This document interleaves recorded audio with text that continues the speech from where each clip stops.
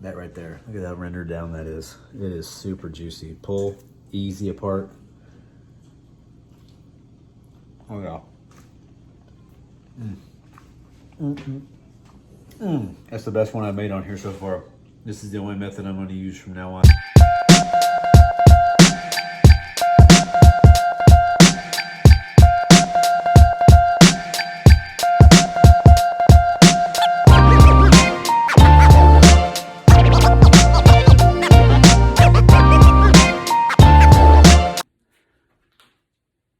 Good morning and welcome back. It is 5:45 this morning. Got up a little early on Saturday. I'm going to throw this brisket on today. I'm going to do this one a little bit differently than what I've done over the last two that I've shown. This is kind of like my tried and true method over the years of how I've perfected the brisket to come out perfect every single time. I've been experimenting with butcher paper over the last 2 years, and maybe a year and a half, 2 years. Not super happy with the results I'm getting, but today I'm going to do it a little bit differently, how I used to do it, and hopefully get the result I used to always get. So with that being said, I went to Costco to get a brisket the other day, and it was like $4.45. And if you go later in the day like that, you kind of have slim pickings on what you can get. So this one is, it's just like 10.5 pounds. So it's not huge, but when you're going to get one and it is that late, you want to find one that's pretty symmetrical, pretty flat the whole way. It gets a little bit fatter back here. But as you can see on this front part, there's no super thin little piece on the end that needs to really be trimmed off, so it won't get burnt. So that's pretty good. They had some that were 10 pounds.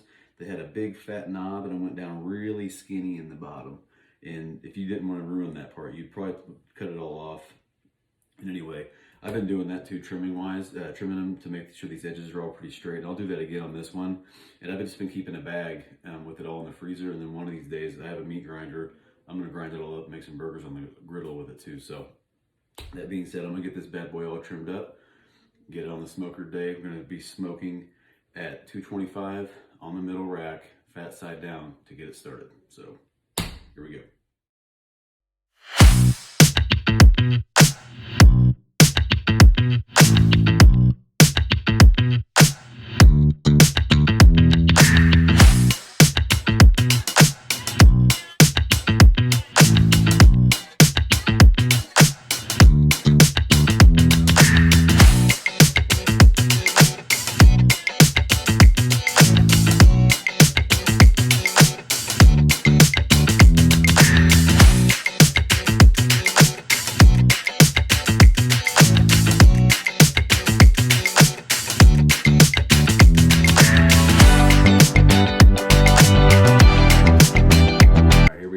Brisket all rubbed down. It's only about 11 pounder, so 10.6 I think is what I said. Isn't too bad. I just shot a whole video when I put the rub on it talking about it and what I'm going to do to it, and it was on time lapse, so y'all won't be able to hear that. So anyway, we're going to do this at 225, fat side down, and it is just past 6 o'clock. It's 6:11 right now, so that means dinner will be done at a decent time tonight. Sometimes if you get up late, had a few too many beers the night before, maybe having fun with the old birthday dinner and all that stuff, and then next thing you know, it's 8, 9 o'clock, you're putting a 15-pound brisket on. Good luck getting it done in time. You'll be eating dinner about 11 o'clock that night. So this one's all rubbed down, the smoker's on. Excuse me. What I found also is, I was talking about in one of my other videos, not using the paper towels rolled up with oil anymore, trying to save time and shit. Best thing that I found, besides the Masterbuilt cubes, is taking an old camping trick my buddy Jeff taught me. You take the cotton ball with Vaseline and you roll them up. You can keep some in a little container too, and you just put those in there and you light them up, and they stay lit for a long time, and they get lit really fast. I've also found that I really think that the briquettes don't light up nearly as fast as the lump does. So I really like using the lump. I went back to that for this smoke too. I'm using the B&B lump charcoal, the hickory one, the green bag, in case you're wondering, and cherry wood. So I was always taught a long time ago, if you're gonna do multiple types of wood, you wanna do a soft and you wanna do a hardwood. So those are my two choice ones. If I'm gonna do pulled pork, I kind of like peach wood. It's been a long time since I've used it, but I really like peach wood and hickory. That's a really good blend. But pecan and peach, pecan and cherry, those are really good blends also. So, and if you're a purist and you want to go straight up oak or straight up hickory or straight up peach or whatever, that's all cool. have fun with it, man. Always try something new out, see what you like. So we're gonna get this thing put on and get it rocking. Right now it's 6:13, so I get it on at 6:15, and we'll be checking in periodically. Here we are, ready to put this bad boy on, that side down, rolling right at 225 here, 225 there. I don't know what, this thing seems to be working really good with it now. B&B charcoal, good shit. Anybody use the Masterbuilt charcoal yet? I haven't tried it yet. That side down. I like to pull the rack out just a little bit too. If you pull the rack out a little bit, your meat's not right up against the wall back there. That way you got a little bit of airflow and space around it. So it seems like a pretty good way to do it. So there it is, 225. Hopefully it's done in like 9 hours. We'll see. So we're currently sitting at the 2-hour mark. The reader down here is saying 225, and this up here now is reading a little bit lower at like just like 205, 210. It's a little bit off. I have to step away for a couple hours and go into work for a little bit and do some training, but it's getting decent color on it. I'm gonna check the bottom out. Yeah, fat's nice, everything's good to go. So I'll probably be gone for a couple hours. I'm just gonna leave it, let it sit like this, and let it keep rolling at 225. Get back, it'll be at the 4-hour mark. Yeah, it's all good. A little bit tight there. I'm probably gonna flip it too. I'll go ahead and rotate this thing. Not flip it, just rotate it in position. That way, this little spot over here that seems to be getting a little more heat than this might be just right. And I might even give it a little spray down too with my apple cider vinegar, apple juice, and water spray. So 2-hour point, still looking pretty good. 225, let it roll. 2, 1, get. Hop. Bit. There you go, drive it. Back.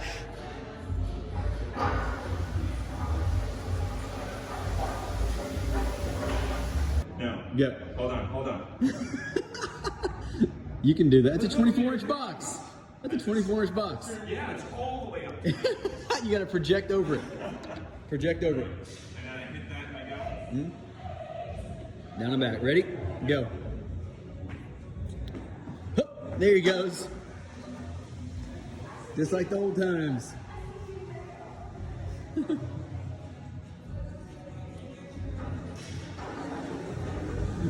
There it is. That's what we're doing Monday.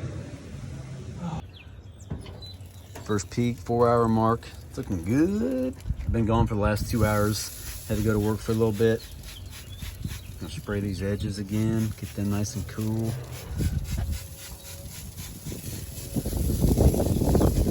Get up under there, a little bit on top. Whoop! Here's the funky angle here. Whew, got my eyes. All right, I'm gonna do a temperature check here shortly. I'm already liking the way the bark's sitting up on it, so it won't need much longer on smoke, and then I will be putting it in the wrap. Ooh, baby, look at that. 6-hour mark. It is looking good. Good texture on there. Give it a little poke here in the flat. That's right, about 165 to 170. If your bark is setting up pretty good, that's a good, and it's juicing right there too. Can you see it? That's a good point to go ahead and pull it and wrap it. It's looking like this point's a little bit, not quite there. I also like to go in from the side.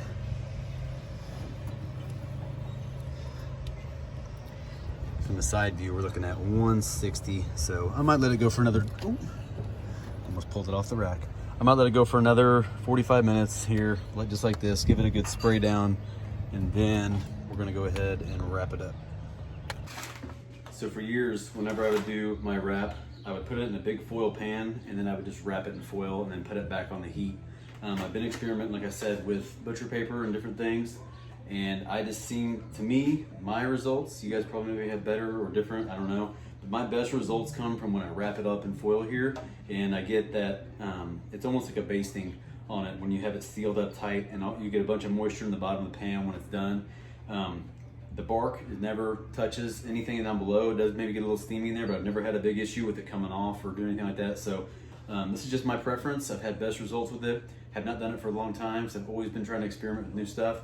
But I'm gonna go ahead and wrap it up like this today. It's real simple. like to do 2 lengthwise, like that.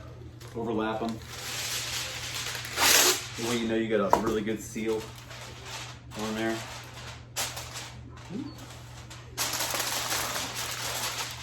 And I have briquettes to go through, so since there's no more smoke getting to it, that burn box was full of the lump charcoal, the B&B lump charcoal, and it had, I think I put 5 chunks of cherry like throughout it as it was burning, and it's almost down to the bottom right now, and that's 7 hours on the dot from when I did the initial put in this morning. So I probably could have gotten 9 hours out of it.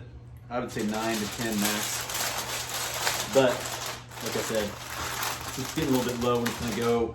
And when I pulled this, it was 165. Okay, so that means I've got a ways to go.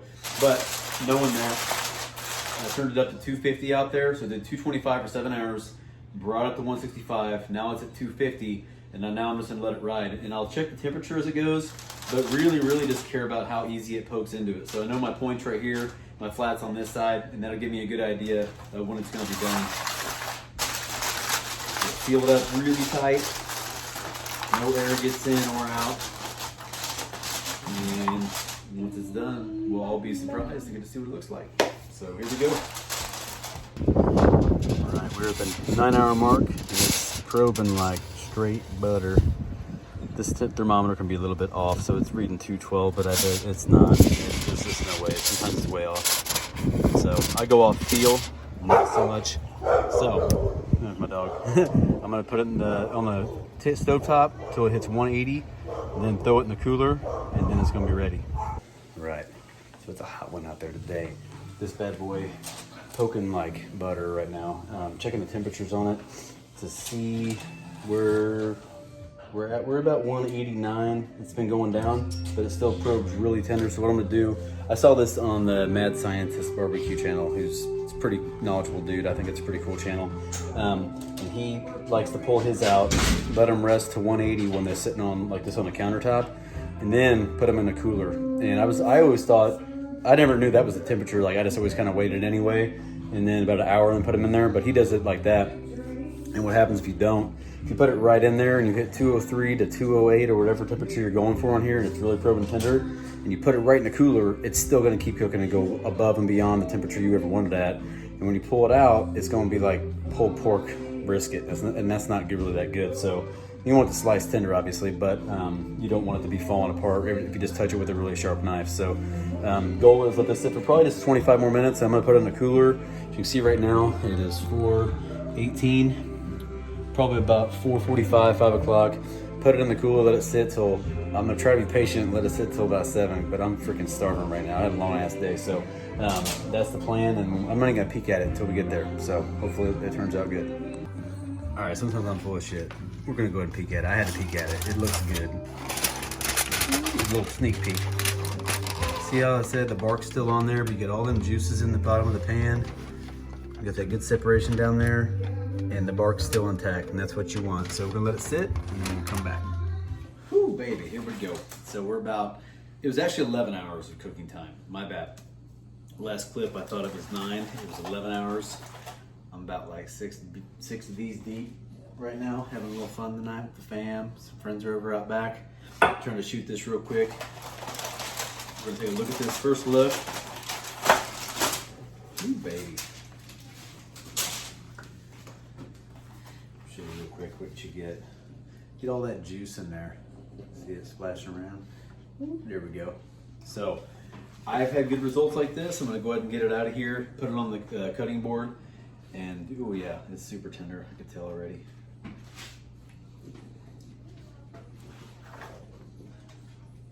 Pour a little bit of juice on top, might as well. There we go.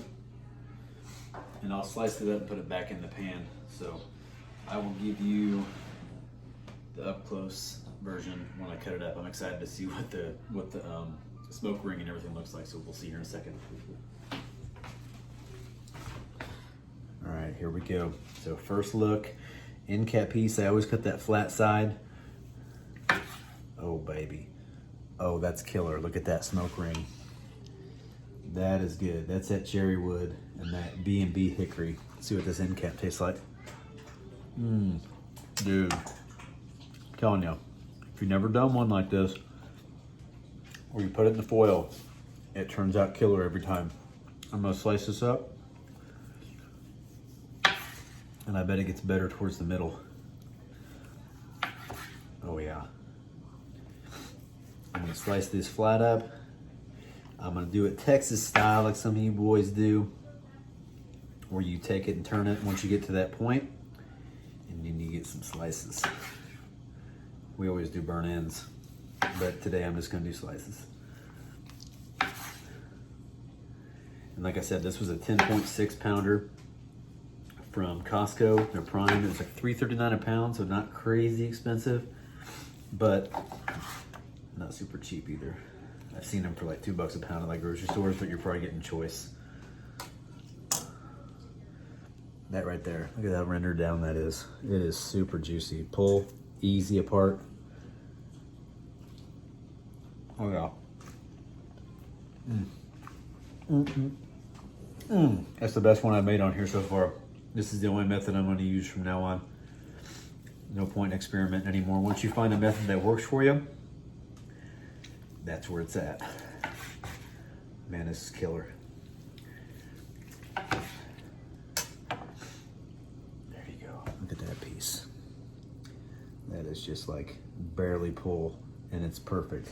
Stays together. Doesn't just crumble in your hand. So if you feel inclined, I want you to try this method out. Let me know how it works out for you. I've always had good results with it. Get this right here. Give it a little squeeze. Oh man, see? The juice don't lie, as they say. So anyway, very good result, very happy. I want you to try this out. Leave a comment, subscribe for more. I got a lot more coming at you. This is my favorite thing to do on the weekends. Cook, eat, drink some brewskis, have a good time, man. Just a normal dude like half of you. Just doing my thing out here. I ain't the best, but I surely ain't the worst. So like I said, if you like it, subscribe. I appreciate it. Thank you very much. Little bonus one, I forgot to show you the actual point cut up. The fatty side, as you all call it. It is just as good as it gets. Tear apart tender. Very excited about that smoke ring too.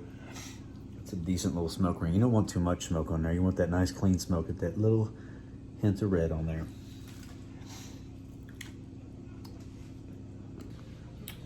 Normally I'd give final thoughts right now, but I don't have to give final thoughts. I know for a fact this is the best brisket I've made on here with this method.